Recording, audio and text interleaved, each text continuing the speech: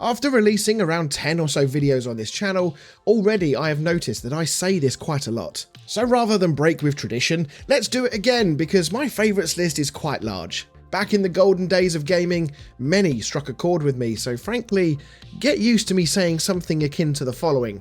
Rollercoaster Tycoon is one of my favourite games of all time. Nostalgia is like a drug to me, and I do crave it an awful lot these days. Each game that I play from my past has something unique about it, some kind of gameplay memory, character or story aspect that hits the nostalgia chords the most for that specific game. And in Rollercoaster Tycoon, it's this intro sound, because for as long as I live, it will never not invoke a big smile on my face as I recall some of the amazing, happy memories I have playing this game in my youth.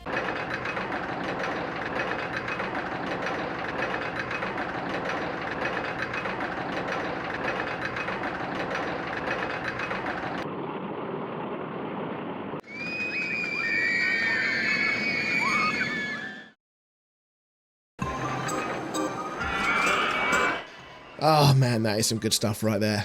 So here we go then, another retrospective look at a fantastic set of games, but I do want to be clear that this is only going to be a detailed look at Rollercoaster 1, 2 and 3. Rollercoaster Tycoon Worlds I will treat in the same way that I treat the fourth Matrix movie, like it doesn't exist. When Rollercoaster Tycoon launched in 1999, it was an unexpected hit. At the heart of it all is a man named Chris Sawyer, a Scottish developer whose meticulous, almost obsessive approach to programming helped write this series into gaming legend. Sawyer was pretty much entirely responsible for practically every aspect of this game. He wrote the game engine in assembly language, which was a notoriously difficult but efficient, low-level programming language, which allowed Rollercoaster Tycoon to simulate thousands of guests and rides and fairly complex park operations, all on pretty modest PCs of the late 90s. The game's simulation was incredibly detailed for a game of this time. Each guest had an individual set of stats that would vary from guest to guest. They had stats that would track their hunger, their thirst, their nausea, and how much money they had on their hip. They also had preferences for ride types, and even had subjective thoughts about the rides and food options in your park. Now of course today, that sounds like pretty standard stuff. But in 1999, it was a fairly impressive feat and it worked so fluidly. Guests weren't just numbers in a spreadsheet, they behaved believably. For example, they would outright reject rides based on their preferences, for example if it was too scary or too gentle. Perhaps they refused to buy something because it was deemed too expensive. They would ogle at rides, react badly to ill-maintained paths and overflowing bins, and this meant that your park decisions had a real impact behind them. Poorly designed parks and rides would mean fewer guests, which means less money and a lower reputation from the negative guest reactions and thoughts. Now Sawyer did all of this whilst ensuring the game didn't reach too far with animations and flashy visuals, finding a near perfect balance of ensuring that the game felt alive without needing cutting edge and expensive tech under the bonnet of your PC. This came all at a time when many PC games were beginning to become more reliant on 3D graphics and cinematic presentation to wow gamers. Rollercoaster Tycoon instead stood out for its colourful isometric visuals, intuitive mouse-driven interface, and simple but detailed park management systems. The graphics had a sort of toy-like quality to them, almost as if a child's playmat and all their figurines had come to life on the screen in front of you. This, along with the crescendo of park sounds like guests screaming on coasters, the sound of the coasters themselves going up the chains to begin their run, the inescapable tunes of the merry-go-round,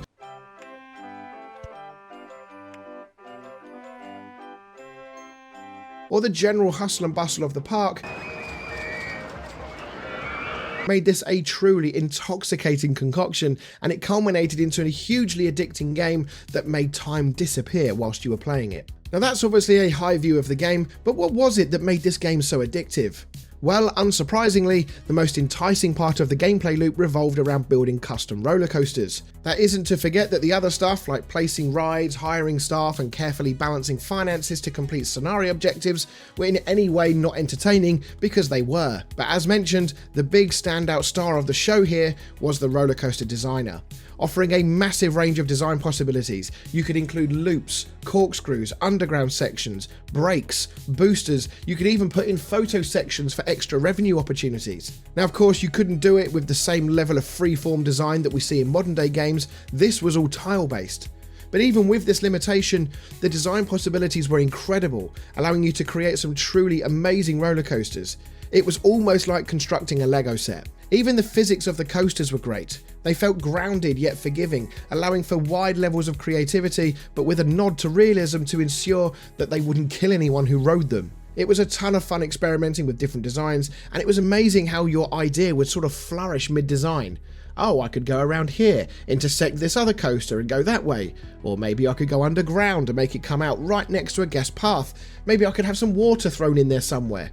The satisfaction in these creations coming to life was such that an almost OCD level of dedication to perfecting these designs would take over. The best part about all of this was that it was extremely accessible. Now, the modern day game Planet Coaster is incredible. I don't think there's any denying that.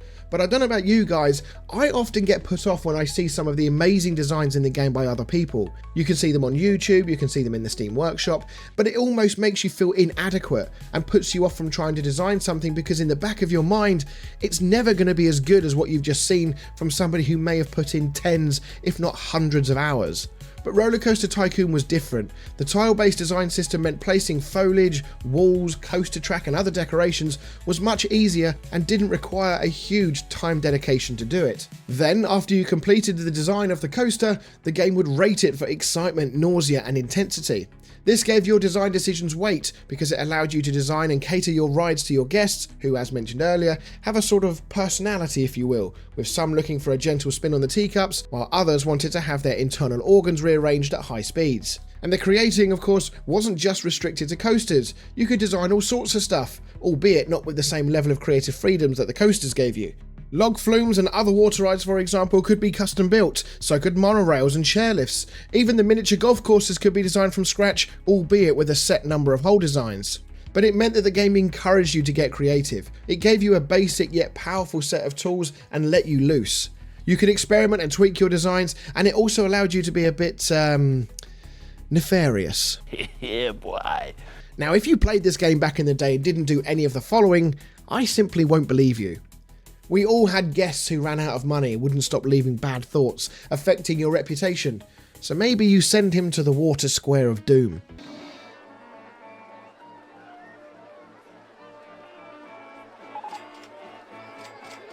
Want to test to see how far you can launch a roller coaster with people in it? Dial up that boost and see for yourself.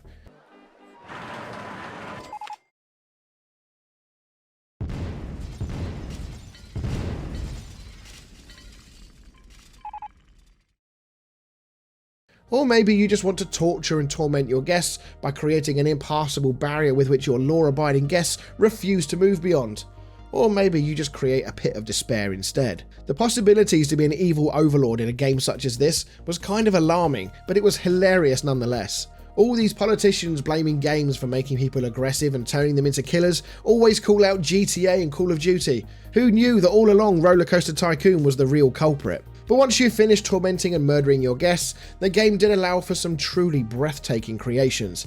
There was actually a hard-coded limit to how big your parks could go, but for the majority, the sprite limit of 10,000 meant that you could easily create amazing, sprawling parks full of decorations and custom rides.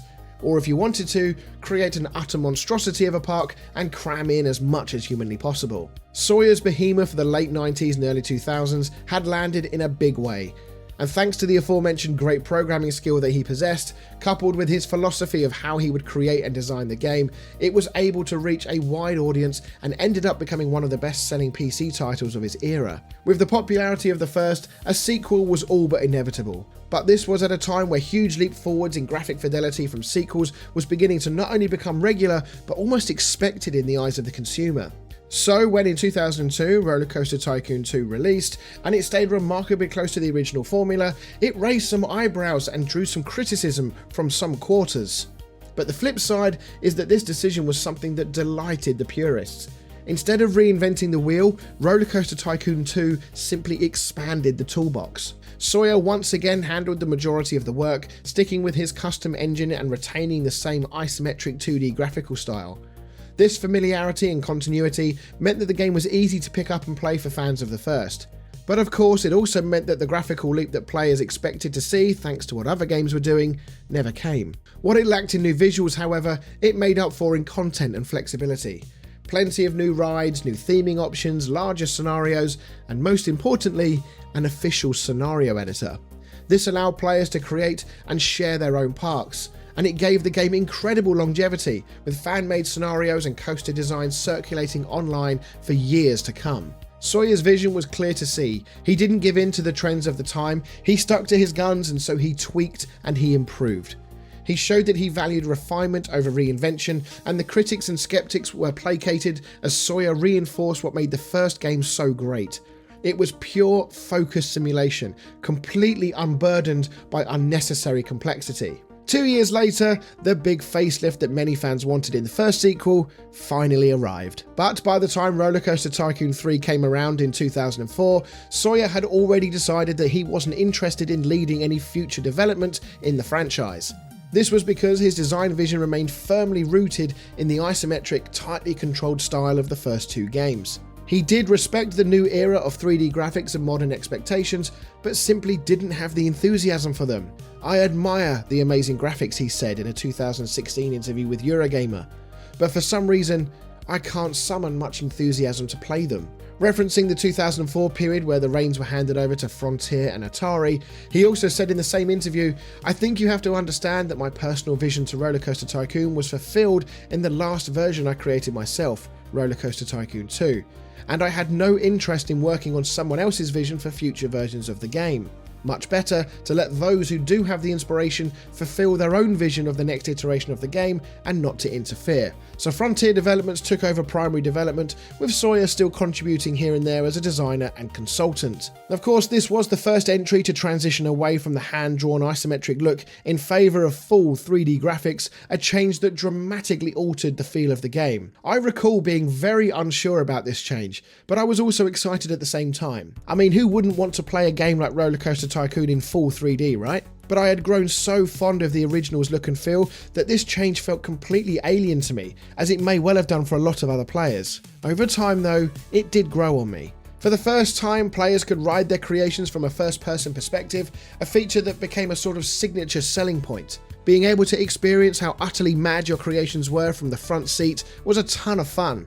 This feature also helps show off your park's design in and around the coaster, so the pretty lighting effects, water effects, and the more flexible terrain sculpting on offer could be seen whilst you were riding your crazy creations. We had day-night cycles, improved terrain manipulation, and a more flexible coaster construction system, alongside new attractions like water rides and animal enclosures in the Soaked and Wild expansions. These expansions turned this into a sort of all-encompassing theme park simulator. You could even create custom firework displays, which was a really neat feature. Now, while the jump to 3D allowed for a more visual spectacle, it also came with trade-offs. Some players found the camera less intuitive, and the distinctive clarity of the earlier games was replaced with a more realistic, but sometimes less readable style and a more difficult to use UI. As a result of these issues, pathways could be harder to align, rides were trickier to place, and with the shift away from Sawyer's ultra-efficient game code, the game became massively more taxing on PCs. There was also the issue with identity.